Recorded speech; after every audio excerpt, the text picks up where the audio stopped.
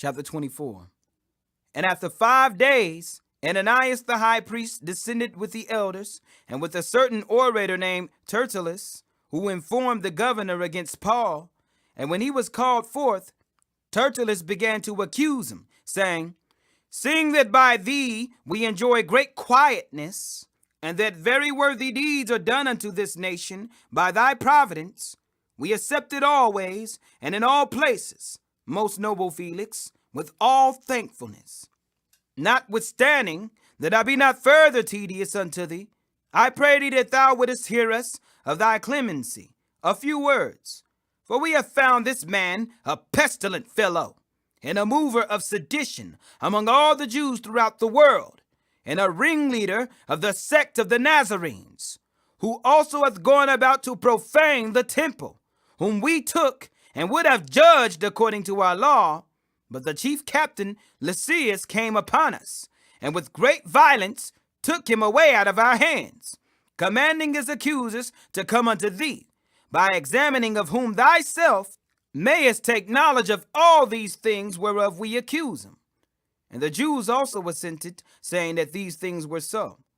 Then Paul, after that the governor had beckoned unto him to speak, answered, Forasmuch as I know that thou hast been of many years a judge unto this nation, I do the more cheerfully answer for myself, because that thou mayest understand that there are yet but 12 days since I went up to Jerusalem for to worship. And they neither found me in the temple disputing with any man, neither raising up the people, neither in the synagogues, nor in the city. Neither can they prove the things whereof they now accuse me.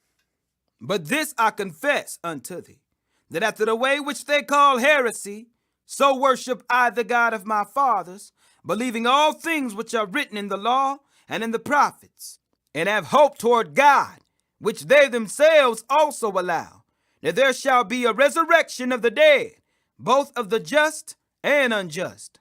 And herein do I exercise myself, to have always a conscience void of offense toward God and toward men. Now after many years I came to bring alms to my nation, and offerings, whereupon certain Jews from Asia found me purified in the temple, neither with multitude nor with tumult, who ought to have been here before thee, and object, if they had aught against me.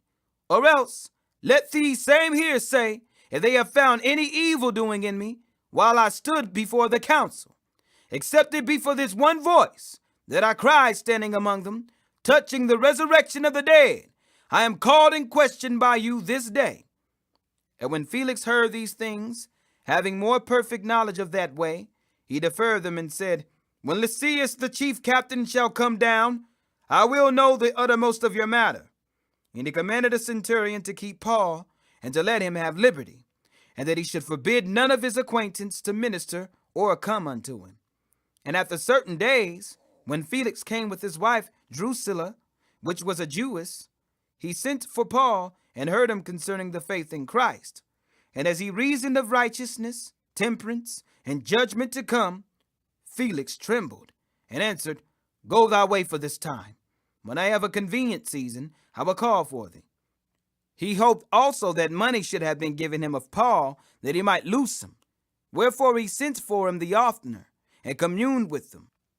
But after 2 years, Porcius Festus came into Felix's room, and Felix, willing to show the Jews a pleasure, left Paul bound.